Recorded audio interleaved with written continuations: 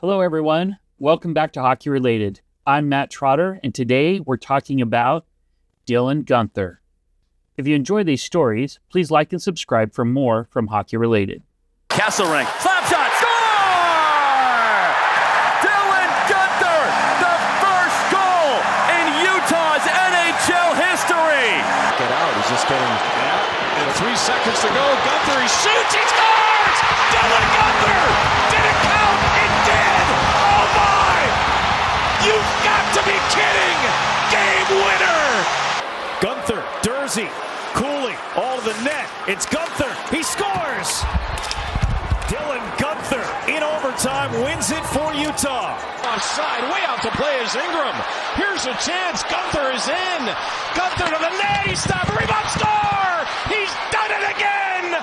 Dylan Gunther, OT winner in Columbus.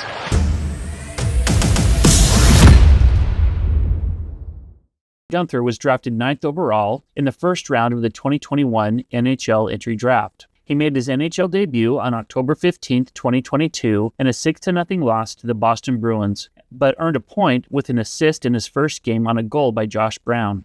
Guenther scored his first NHL goal on October 22, 2022, in a 6-2 loss to the Ottawa Senators. Guenther played in 39 games with Arizona that season. He attended the Coyotes' 2023 summer training camp, but was assigned to the Tucson Roadrunners to begin the season. Guenther was recalled by Arizona on January 6, 2024, and remained with the team until the end of the season. Dylan scored the team's last goal for the Arizona franchise in its season-ending 5-2 victory over the Edmonton Oilers on April 17, 2024. During the 2024 training camp, Guenther signed an 8-year contract, keeping him here in Utah through the 2032-33 season.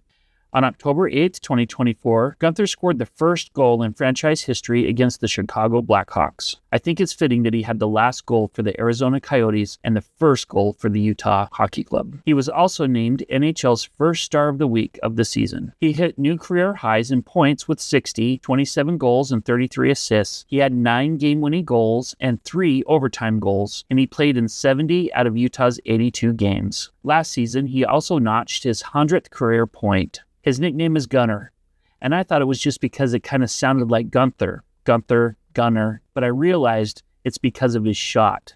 He's named Gunner because of his shot.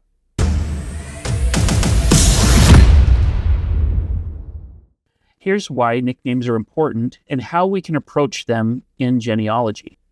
There are many common nicknames that go along with given names. There's shortened or diminutive forms. For example, Tom for Thomas, Annie for Anne, Bobby for Robert, or Matt for Matthew. There's also abbreviations, WM for William, CHS for Charles, or GEO for George. Foreign to English translations, Giovanni for John, Isabel for Elizabeth, Dieter for Peter, or Mikhail for Michael. There's also terms of endearment. We often use nicknames like Sis, Nana, Sonny, or Junior to indicate family relationships. There's also phonetic or regional variants of names. So it's very common that the name Polly is for Mary, or Sandy for Alexander, or even Peggy for Margaret. There's also some nicknames that don't necessarily make sense, like Sally for Sarah, or Jack for John, and Bess or Betty for Elizabeth. There's also inside the family names. There are names that are given in families and friend groups that catch on. In our family, we call each of our children by their nicknames.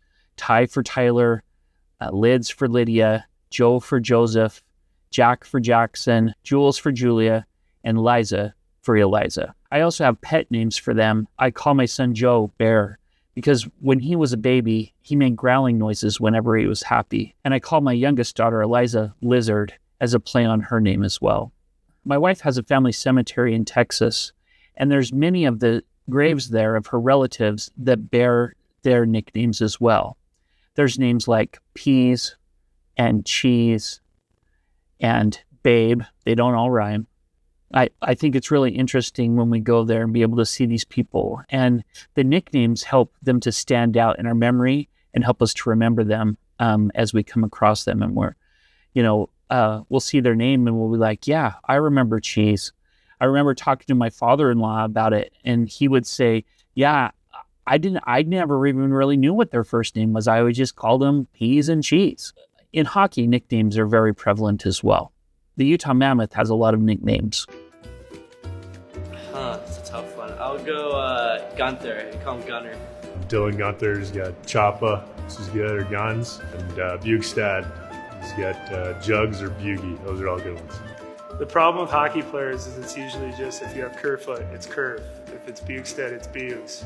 We don't really get too creative. That's why the spicy tuna thing is a hit. Marconi, we call him Gretzky.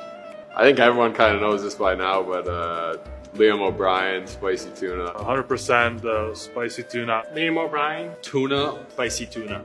Spicy tuna. Liam O'Brien. I don't know why. You might have to go with Krauser, call him the sheriff. Probably our coach, Bear. Andre Tierney, we call him Bear. Hey, what's up everybody? I am Max Pšenička and my nickname is Pšenia or Pšenda, or you can even call me Maxi. I'm Gabe Smith, my nickname is Smitty. Shane Soderwall, nickname is Shano. My name's Tanner Ludke, and my nickname's Luds. My name is Carson Mosser, and my nickname is Moss. My name is TJ Yingla, and my nickname is Iggy. My name is Daniel, my nickname is Butski. My name is Veti Väisänen, and my nickname is Vits. My name is Cole Bodwin, my nickname is Kobo or Bodes. Noel Nord, and Nordy. My name's Owen Allard, my nickname is O-Dog. My name is Coster Dunn, my nickname is Dunner. My name's Charles Goldsmith, and they call me Goldie. Wojciech Jerez, and they call me Ruddy. Stepan Hoch, and my nickname is suddenly Stepan. Carson Harmer, and my nickname's Harms. Samuel Bałowski. Kiev Denoy, nickname Desi. My name is Rico Alanko, and my nickname is Rico. My name's Cal Thomas, and my nickname is Bert. I'm Will Skahan. Everybody calls me Skay. I'm Jonathan Castagna. My nickname is Johnny. I'm Matthew Morden. My nickname's Morty. Melker Thelin, and my nickname is Tellan. Ludwig Jonsson, and my nickname is Ludde. My name is Gregor Bieber, and my nickname is Beeps. My name is Ludwig Lafton, and my nickname is Laffe. Thomas Lavoie, you can call me Levi. My name is Dmitry Simashov. My nickname is Sima. My name is Ivan Tkachenko. My nickname is Tkach. My name is Aleš Čech, and my nickname is Čechino. My name is Michael Hrabo. They call me Big Mike.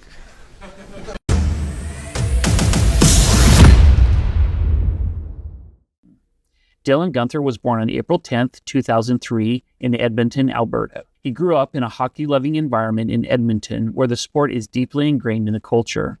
Gunther's family, including his parents and grandparents, played a significant role in his early hockey development, sacrificing time and effort to support his training and games.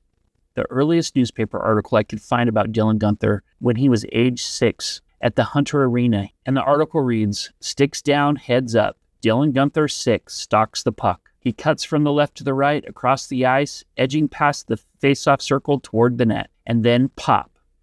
He played for the Strathcona Warriors in the Alberta Minor Hockey Association, where he continued to develop his skills and to build a solid foundation for his future in hockey. He also played for the Edmonton Oil Kings in the Western Hockey League, winning the WHL championship, and later for the Seattle Thunderbirds, where he also won a WHL championship.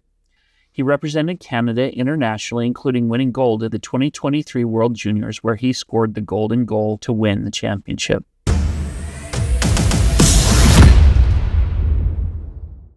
Many elements of hockey have been named after players, coaches, or figures associated with the sport. We have talked about the Gordie Howe hat trick, which is a goal, an assist, and a fight in one game that's named after Gordie Howe.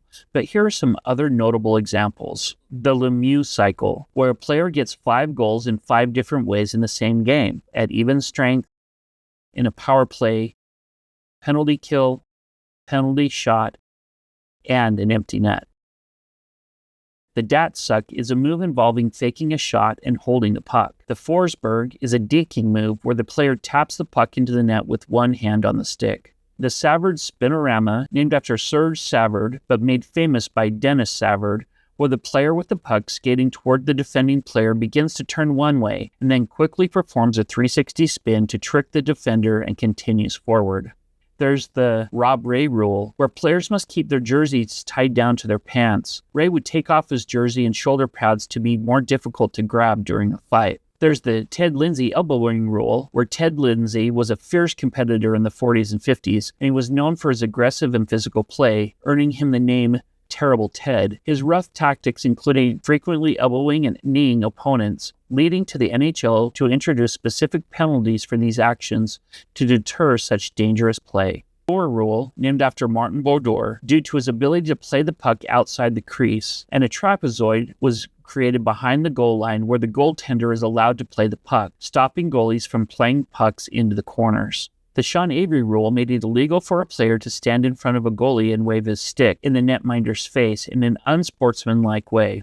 There's the Bellevue or Canadiens rule. Jean Bellevue was a legendary player for the Montreal Canadiens. The NHL adjusted the penalty rule in 1956, allowing players to leave the penalty box immediately after a goal was scored during a minor penalty, largely as a result of a 3-goal outburst by Bellevue in a 44-second span while on the power play. There's a Kronwall hit, named after Detroit Red Wings defenseman Nicholas Kronwall. It refers to a powerful open ice hit that became a distinctive part of his playing style and a term associated with aggressive, clean hits. The use of personal names for hockey terms and awards highlights the significant impact individuals have had on the sport.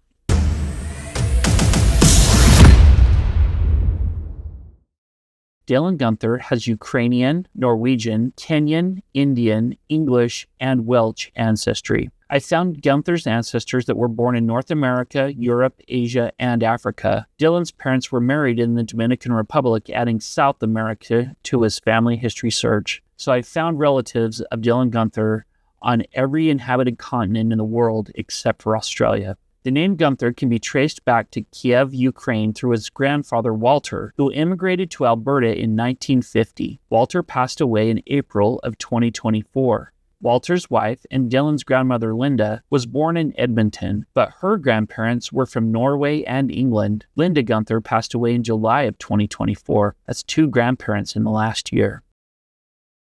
Dylan's other grandfather, Suru Patel, was born in Nairobi, Kenya. There are strong indications that Suru's roots are from India. The Indian population in Uganda and Kenya owed its origins to the recruitment of laborers to build the Uganda Railway in 1895. The subsequent arrival of so-called passenger Indians boosted the numbers who decided to stay. More than 250,000 of them had been encouraged by Britain to settle in the East Africa colonies, creating an Indian middle class whose lives were generally seen by British employers and administrators as less expendable. Second-generation Indian East Africans acquired a precarious status. They were subordinate to white settlers and officials, but elevated above African subjects. Indian intermediaries are most closely associated with the colonies of Kenya and Uganda. After independence in 1963, Kenyan Indians faced policies of Africanization and anti-Indian discrimination, which persuaded many of them to utilize their British citizenship and immigrate to the UK. Suru Patel studied pharmacy at H.M. Stanley Hospital in St. Asaph, Wales, where he met Maureen Ann Pender, who was also in school studying to be a nurse. They were married on September 16, 1970, and after their schooling, they immigrated to Edmonton, Alberta, where they bought a drugstore that he operated for 30 years, retiring in 2006. Suru passed away in 2012 at the age of 70, and as far as I can tell, Maureen is still living, has active Facebook and X accounts where she has posted about Dylan. I really like talking about names this week, and in some ways, the name is the gateway to family history. We also ask, what's in a name? And the answer has so much depth. Most people are given names for specific reasons, and they mean something special. A name is more than what is printed on the jersey, and often it holds much significance for each person. The same is true for each of us. I loved researching all the different pieces about names, nicknames of players, names of hockey plays, and awards, because each is special to at least one person, and often large groups of people. What's special about your name? If you like what you've heard, please like and subscribe to the channel. If you have questions or suggestions, please add them below or by contacting me on the various social media channels. I'll see you next time as we discuss how we are all hockey related.